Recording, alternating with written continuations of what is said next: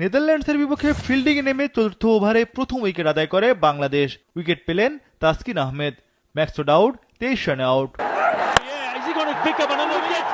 6 ওভারে রাশরা তোলে 1 উইকেটে 34 রান। আরেক ওপেনার বিক্রমজিৎ দ্রুত ফিরলেন, তার সংগ্রহ 4 রান। এবার উইকেট নেন তাসকিন। প্রথম টি-20তে ডাচরা 50 তোলে 8.1 ওভারে। 2 বছর পর টি-20 দলে ফিরে বাজিমাত করলেন সাইফ হাসান। ব্যাটার সাইফ ভেলকি দেখালেন স্পিনে।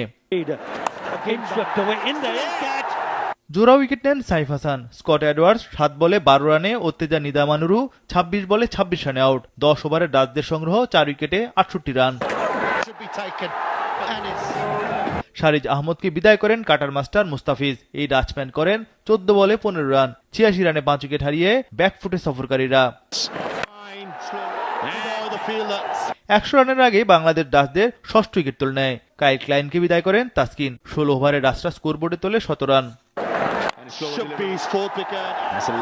নোয়া ক্রসকে আউট করে চতুর্থ উইকেট নেন তাসকিন। 109 রানে 7 উইকেট পতন ডাচদের। 4 ওভারে 28 রানে 4 উইকেট শিকার করেন তাসকিন।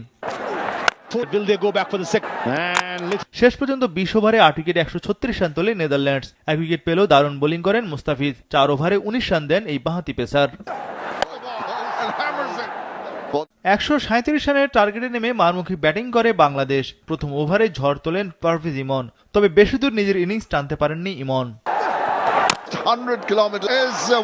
পারভেজ ইমন 9 বলে 15 রান করেন, তবে লিটন দাস ও তানজিদ তামিম বেশ আস্থার সঙ্গে ব্যাটিং করেন। ম্যাচের লাগাম তাই বাংলাদেশের হাতে।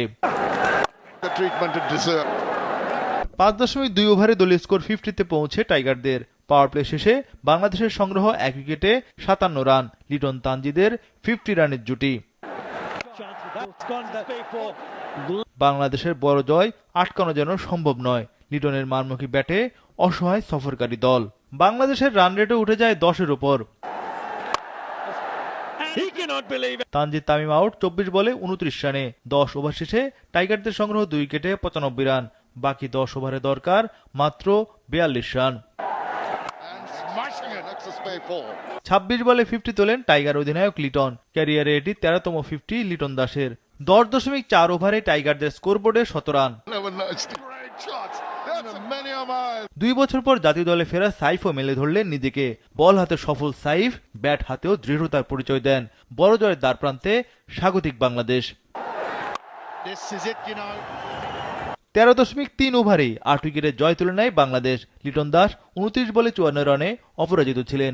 সাইফ হাসান অপরাজিত ছিলেন 19 বলে 36 রানে।